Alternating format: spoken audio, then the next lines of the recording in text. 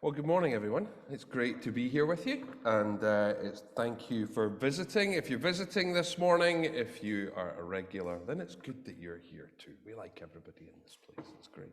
We are in a series where we're having a look at what it means to belong to the church. And last week we asked the question, what does that mean about membership? And what does it mean to be a member of the church generally, but also of the church particularly here at Porty Baptist? And so we wanted to take some time to look at that, and I think that was reasonably helpful. It's always hard to comment on your own sermon, but I think it was reasonably helpful for people. The next part we're looking at belonging to the church is giving.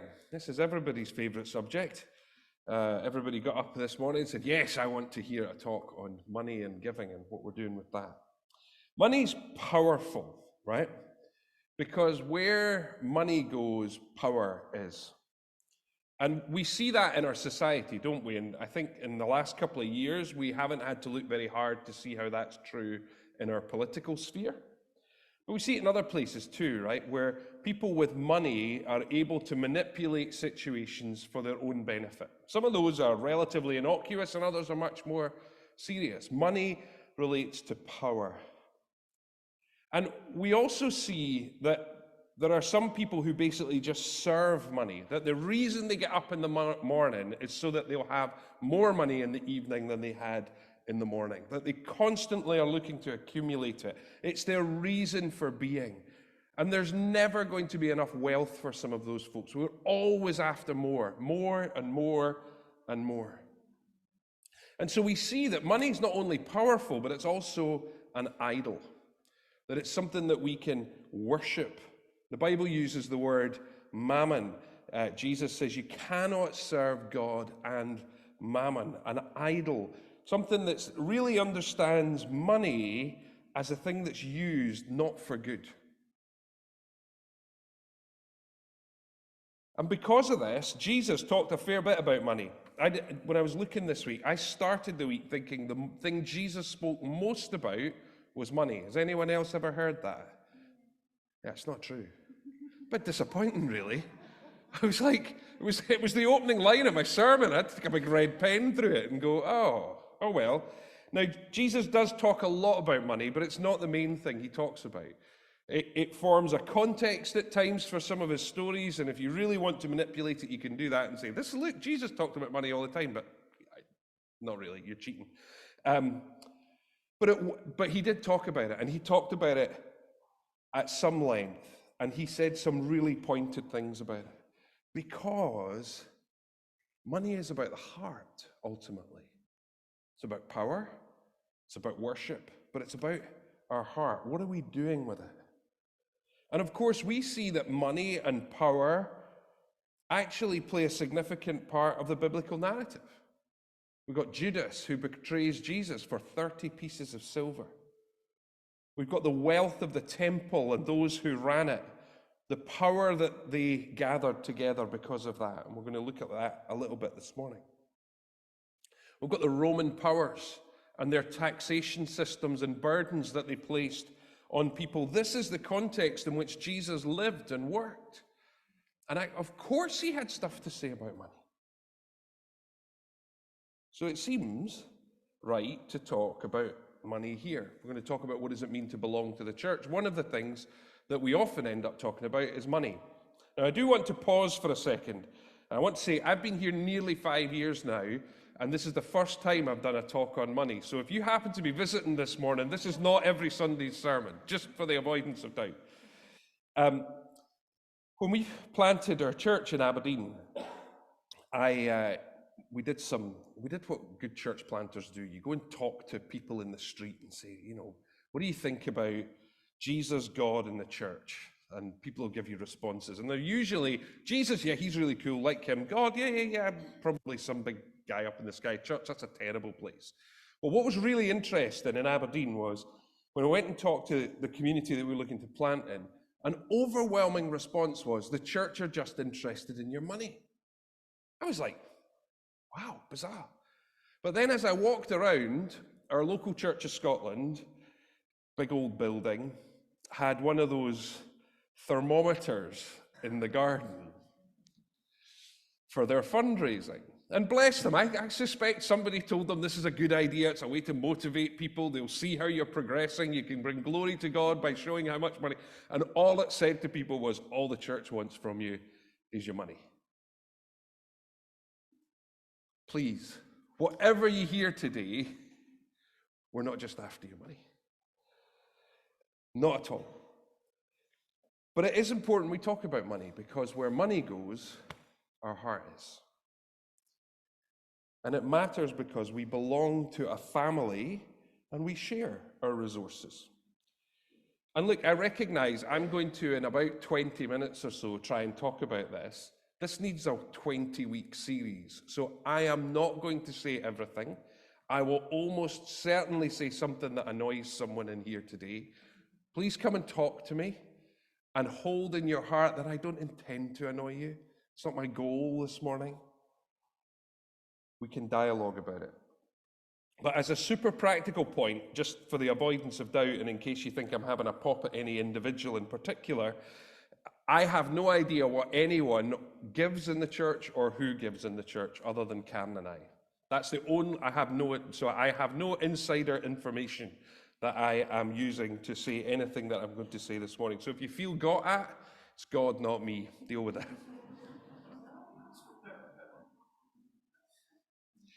If you have your Bibles, you can turn with me to Luke chapter 21. I'm going to look at verses 1 to 4. So my plan this morning, we're going to do a short section on this passage, Luke chapter 21, really famous little passage that I think gives us some really interesting principles about how we should think about money as Christians. And then I'm going to try and talk about some just really practical issues around how that works out in the church.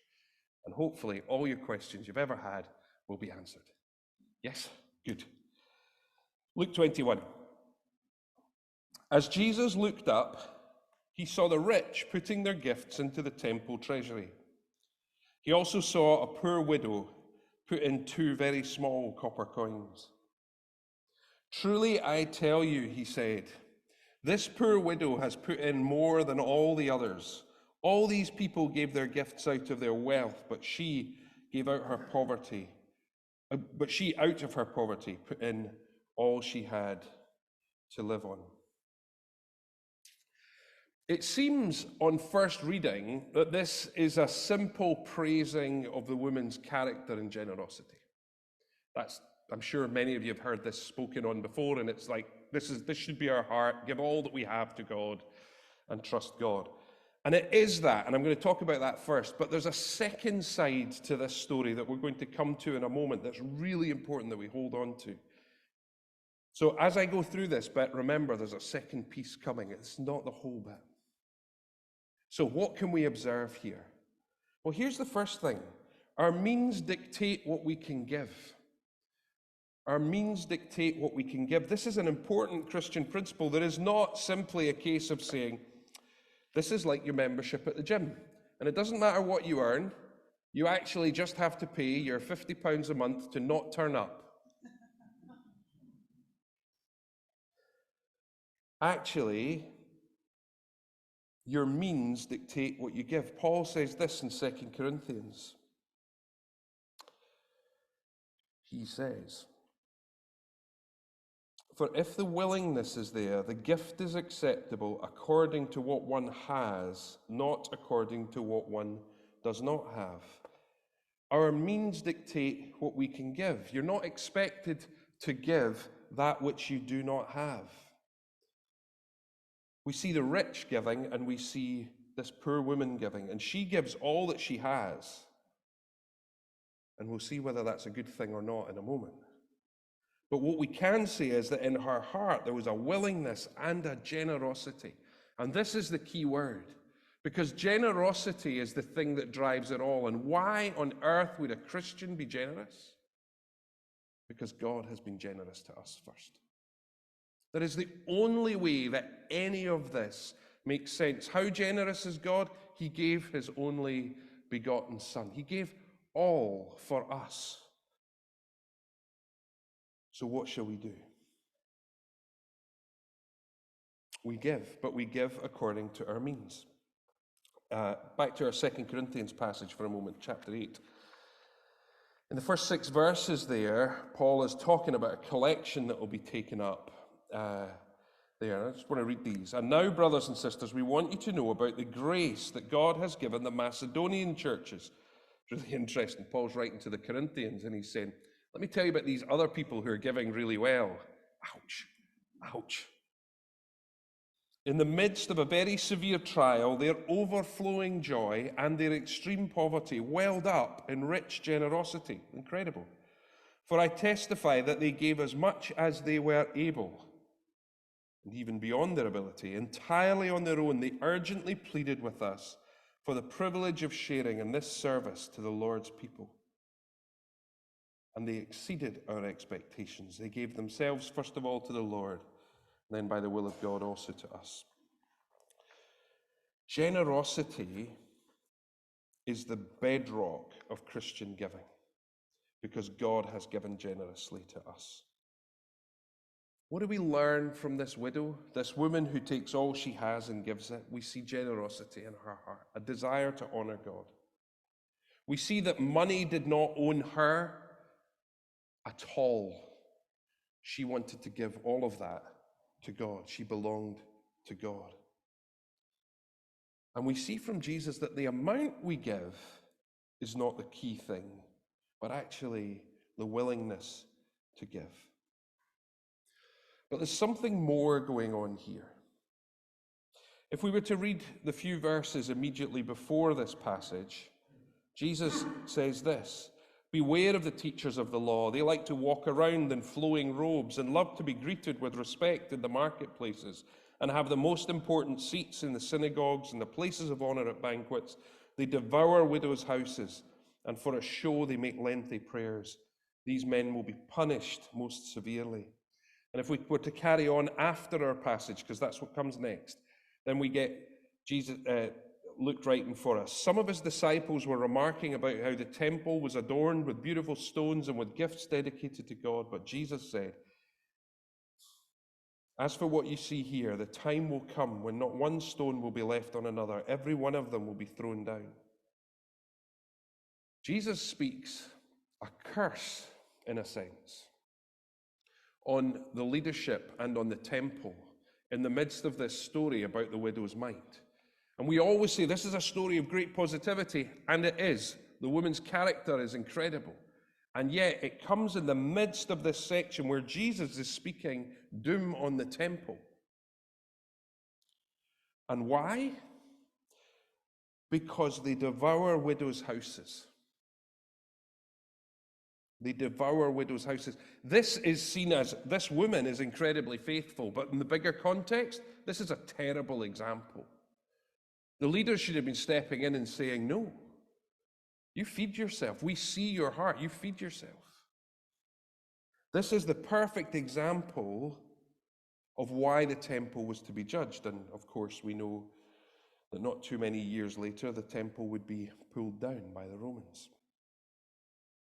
What do we do with this apparent incongruence in the passage of this woman's done a good thing, and yet in the bigger context, it was a bad thing? Well, like with all biblical things like that, we just go, yeah, both. Let's hold them both together. What does that mean? Well, first of all, we want to learn from that woman. We want to have the same heart as that woman. We want to say, yes, I will be generous. Yes, I will give all that I have for God. Yes, I won't be owned by money, but I will give it to God. And at the same time, we say stewardship matters. That to those that are given a position of responsibility, the way that we look after it matters. In my role with the Baptist Union, I have the privilege of working with a guy called Brian Windrum. Brian is the finance director for the Baptist Union. And when he first arrived in the job, he said, I've got 4 principles that I want us to hold on to for how we're going to deal with finance as a family of churches. And these were the 4. He said, we're going to start with gratitude. We are grateful for everything that God has given us via his people. Secondly, we're going to be generous. God does not give to us so that we can hoard. He gives to us so that we can sow into others. We're going to act with integrity in everything that we do, and we're going to use transparency as in everything we do. So you want to know what we've got, you can find out. And I want to say that that is the antidote to the way that these teachers of the law were behaving. This was not about enriching some, giving in the church is not about enriching the pastor or making the church adorned with gold and everything like that. Actually, it's about giving into the family. I'll say more about that in a moment. But those of us charged with leadership in the church, I think this passage is a warning to us to be incredibly careful with how we do it. And I think if we hold on to Brian's commitments of gratitude, generosity, integrity, and transparency, we'll do well.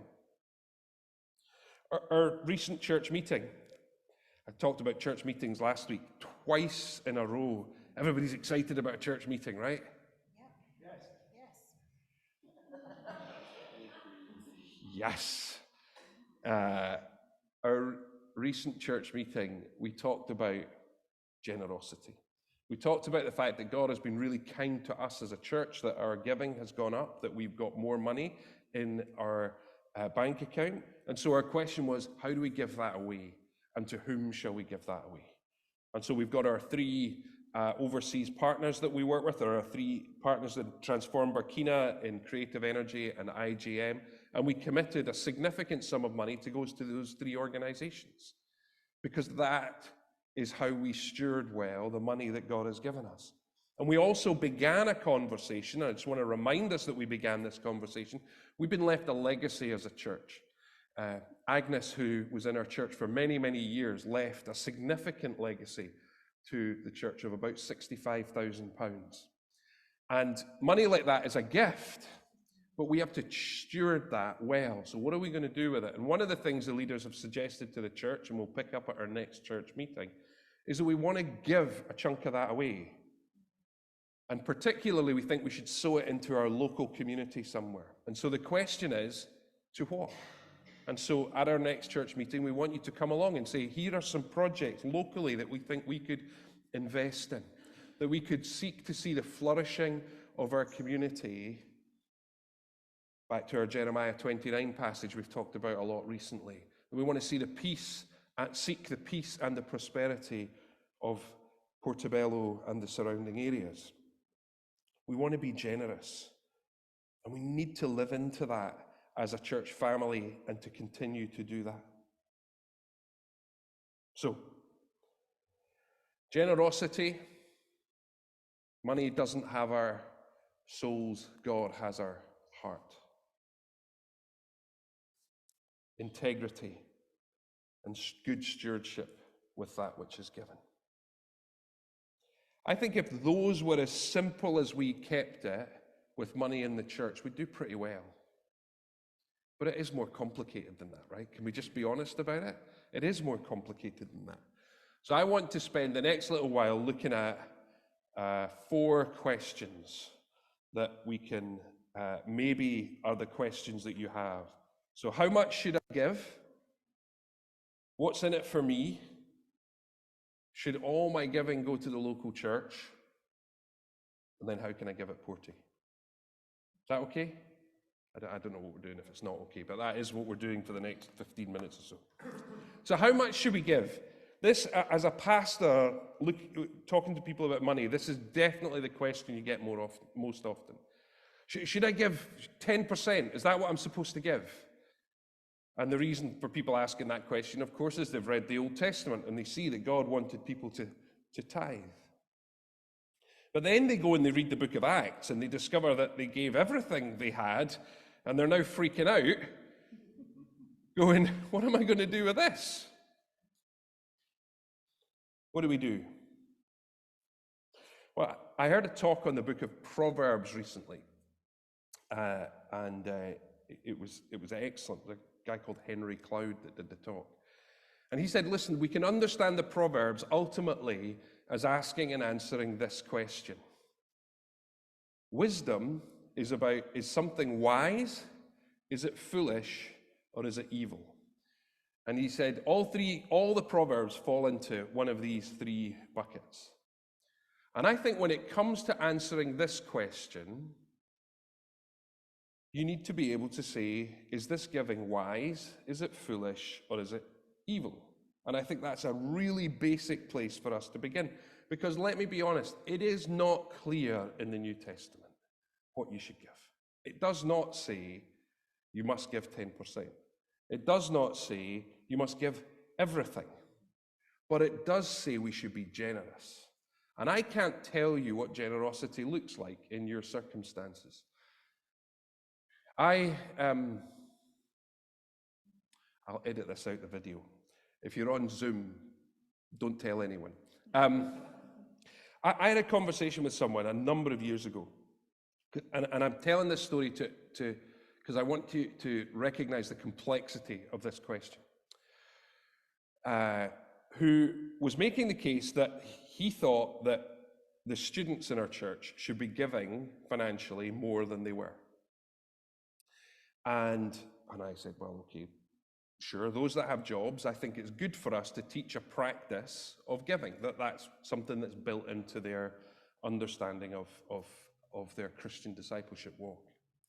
But he said, no, they've all got student loans. They should be giving off their student loans. And he was utterly convinced of this. I just want to make that point. That for him, this was like, no, this was income, and that was how you should treat it. And after I got my jaw off the floor, I said to him, did you tithe off your mortgage when the bank gave you all that money to buy your house? He's like, no, don't be ridiculous. And I said, well, okay, what about when you sold your last house and you bought your new one and you'd made some money in between? What did you do with that? I said, well, I bought my house. And the point is not to have a go at the guy who had that viewpoint, but it's to show that it's complex, that sometimes there are just not simple answers for these things. And I think anyone that stands at the front on a platform like this with a microphone and says, you must do exactly this, is on dodgy territory. I really do think there are some principles around generosity and around stewardship that we should absolutely hold on to. But you know your finances. You know what you have. And you know what God is asking you to give, if you've asked Him. If you haven't asked Him, I'd suggest that's a good idea. So how much should you give? I don't know. But generosity is the marker. And I also want to say that intentionality matters. So we don't give accidentally. So one of the things we'll talk about, we've got our box at the front that you can give money into if you want to. But being deliberate about it and not just going, oh, I've got 20p left at the end of the week and there you can have that. But having an intentionality about it. If we can go back to my 2 Corinthians passage, well, it's not my 2 Corinthians passage, to the 2 Corinthians passage I've mentioned a couple of times. In chapter 9, verse 7, Paul writes this, I think it's really helpful. Each of you should give what you have decided in your heart to give. In other words, you make an intentional decision about your giving, and you should give that. That is what you should do. It's not accidental. It's not looking around going, oh, this is what's left. This is what we can scrape up out the... No, there's an intentionality to sitting and looking at your finances and saying, this is what we should give. That's the first thing about intentionality. And then and you should do it with joy. Sorry, I didn't finish that passage. The whole point is you should do this with joy. This shouldn't be we sit around and we go, because it should be like, look what God has given us. Look what we can sow into. If you turn to 1 Corinthians, if you have your Bible, 1 Corinthians 16.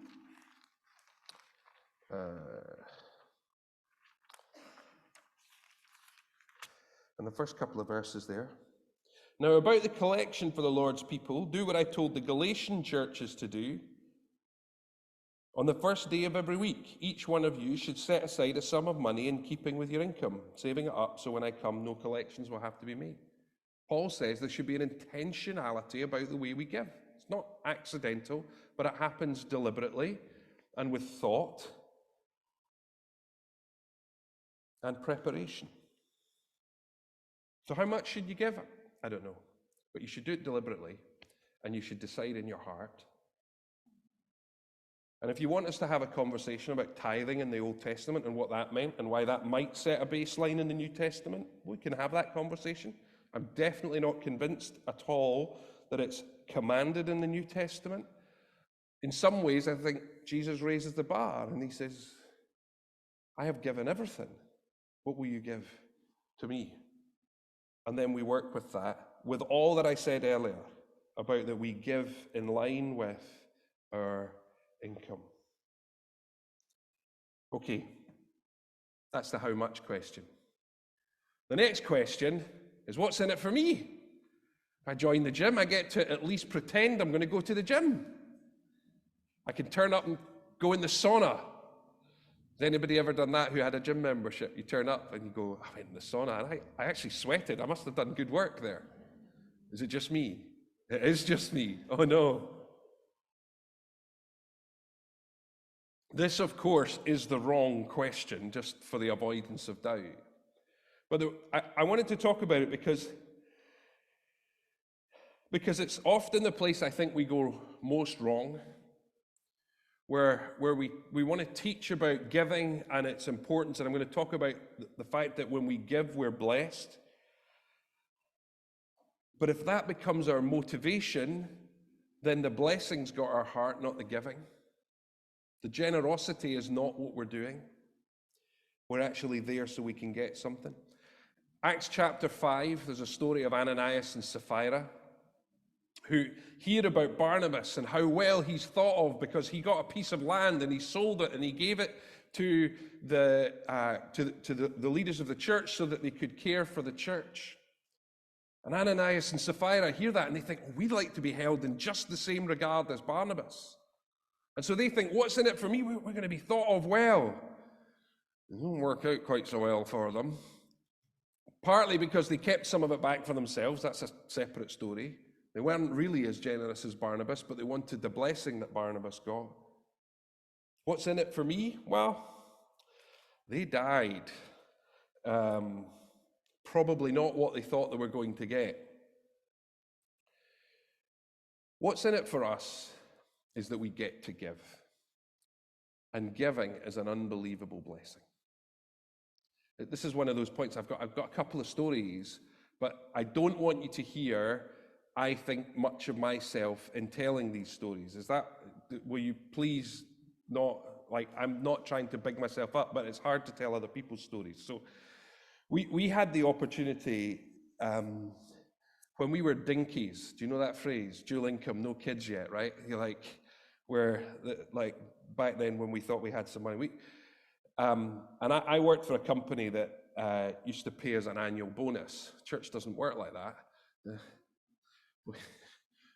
At least one person thought that was funny. Anyway, we got an annual bonus. Anyway, I got this annual bonus, and we felt like we should sow it into some people who had a bit less, but had a real calling on their life and wanted to go and pursue that. And so we gave them some money, and that was fine. It radically altered the course of their life. They were able to go and experience something and meet with God in a way that completely transformed their lives. Was the blessing for us being able to give them some money? Yeah, that was nice. The blessing has been a couple of decades of watching from a distance of what God has done. Did God give us the money back, pressed down, shaken together? No, he didn't. He didn't. My bonus was my bonus. We used it. It was gone. That was fine. The blessing was seeing the way that God has worked there. God taught us something about generosity. And I say, did God give it back to us? Well, he didn't then. But God has remarkable ways of showing up in financial provision. And I know lots of you will have stories to tell like this. But we were praying about going to Vancouver. And we were like, okay, how are we going to do this? And it feels terrifying, and you think, right, we're going to lay down a fleece, because that's what, it seems that's holy, right? We'll put a fleece down. We'll say, right, God, you've got to do this. So we said, God, you need to provide the money for us to visit there.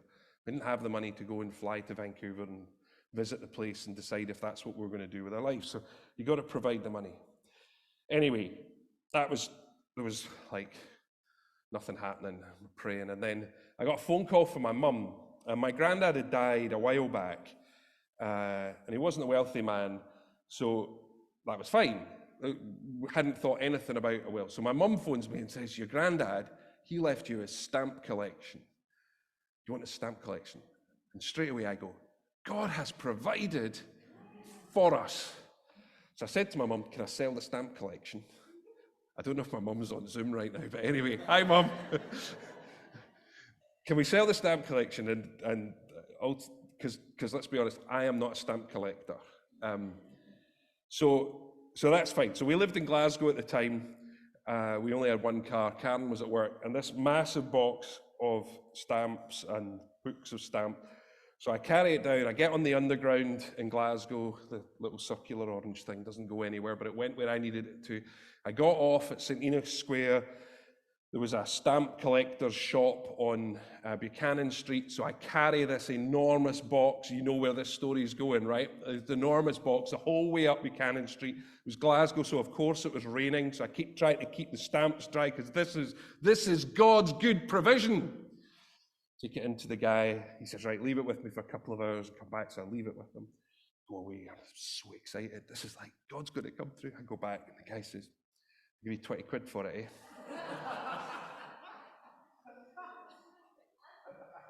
Oh, yeah, no. Okay, so honestly, I walk home carrying this, still trying to keep it dry, because you never know, I don't know. Devastated. What are you going to do? I was like, not only was my granddad's stamp collection not worth anything, it also wasn't God providing us all this money we needed. So that's fine. I'm in a huff with God. I get a phone call, I don't know, a month later, maybe a little more, from my mum to say, oh, we've just finished up your granddad's will. We're going to send you some money. And my granddad never had money. But it turns out that when you're dying, the government give you money. Like there's all sorts of benefits you can get and stuff like that. And he was in a care home, so he just put it all in the bank. So my granddad died with lots more money than he'd ever had. And so we got a gift of money from my granddad's will that was almost exactly to the penny the amount of money we needed to pay for the flights to go to Vancouver. God came through. Remarkable. Completely changed our lives. What's in it for me? Well, we got to go to Vancouver, but we were never seeking that. The giving that we did was not about that. But it is a blessing to receive. And friends, there is a principle of sowing and reaping in the New Testament. I want to be really careful about this, okay? This is not health, wealth, and prosperity. It's not, you give us all your money and somehow God will give you it all back. It doesn't work like that. But there is a principle. If we are generous, then God is faithful. And it will come in all sorts of different ways. It will not always be financial, but there is absolutely a principle of sowing and reaping. 2 Corinthians, again, talks about this, and it explicitly says one of the reasons you get it back is so that you can give it away again. Because this is about the heart. God says, to whom much is given, much is expected. Why would God give back to those who've already given away? Because their heart has already been shown to be such that they will give away that which God has trusted them with. Okay, that took far too long. Let's do the next one. Should all my giving be to the local church? This is quite often a question that comes in, or that people ask. And I want to say not necessarily. I don't think so.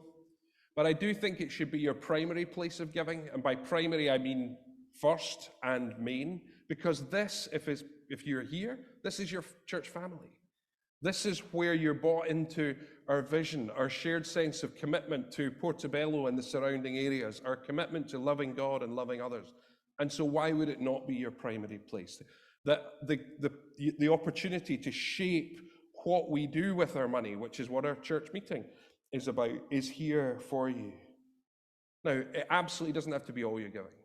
You can support there are other brilliant organizations out there that God may very well call you to support. And there might be individuals that God has called you to say, actually, I need to sow into this person or that person. It also brings back that requirement for us to behave in line with what we were talking about earlier, that stewardship piece of generosity and gratitude and transparency. And if you want to see our accounts, you're very welcome to have them. They're presented at the church meeting. They were at the last one. And you can talk to Belle, who's our treasurer, and she'll happily talk to you about any of our financial things. Jonathan is no longer our treasurer, but we'd be delighted to answer any historical questions for you. And we also have annual audited accounts that the accountants look at them and make sure that we're spending the money on the things that we should be. It's also worth saying that one of the greatest blessings I've seen in this church in the last few years was during COVID. And at the beginning of COVID, we sent out a letter talking about money. None of us knew what was going to happen. There was concerns about people losing their jobs and all sorts of stuff. And we said, well, listen, if you are in financial hardship during this time, get in touch with us. We want to help. And we did. We were able to help. People said, listen, this is a difficult time, and we were able to sow into that. So in case you think all our money is spent on all this Sunday stuff, it's not. We also support people as they go through life. And if you are in a position of need, the book of Acts has this brilliant line. It says, it gave to each as they had need. And so there's this sense that actually we need to know what our needs are. It's sometimes quite difficult to see what they are. So if you've got the courage to own that, we would love to step in there and help out and be God's provision to you in those circumstances. Okay, last little point. How can you give if you're here at Portobello? Very practically, you can give through your bank. Please fill in a gift aid form. If you don't know what they are, basically, if you pay tax in the UK, the government allows us to claim that tax back. It's worth about 25%, roughly, of your gift. So that you can do it that way. We have this new box. See, since we had to get rid of Sunday collections because of COVID, we realized there wasn't a way to give on a Sunday, which meant that we'd removed giving from our worship, which was not great. And also, we ended up with visitors and others saying, I'd like to give some money. And you're like, find Belle, or find Jonathan, and do that. So we now have our lovely new box. Do you like it? Oh, somebody really likes it. There you go. So it will always be here. If you want to give on a Sunday, you can do that. We're also going to start once a month from next Sunday. We're going to have a little piece of our service that is a liturgy of thanksgiving for all that God has given us and for the giving that we do in the church, because we want to reintegrate our giving as part of our Sunday worship. The big benefit for me as a worship leader is it means there's one less thing for me to forget on a Sunday, because I was bad for forgetting on a Sunday to take the offering. If you'd like more information about how that works and how to give, you can talk to Belle after the service. There are forms available for you with gift aid if you would like to fill that form in. Also has all the bank details if you would like any of that information. I think that's enough on giving for one morning. It's like, whew.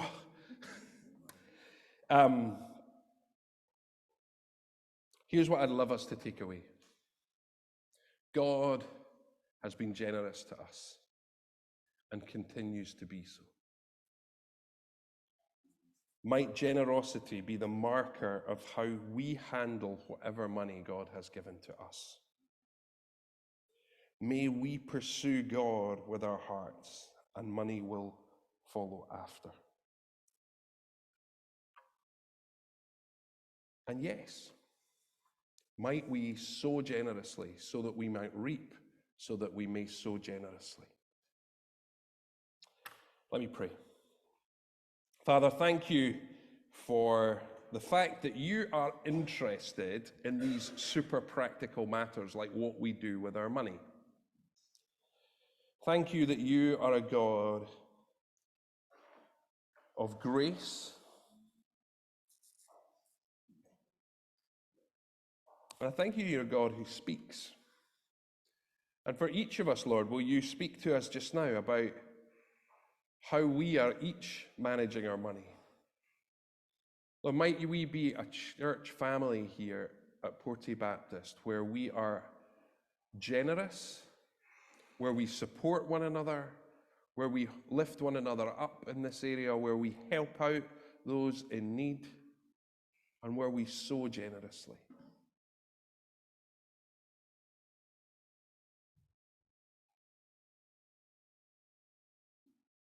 Spirit, we need you for this difficult thing. It's so countercultural for us to talk about money publicly. Help us, Lord.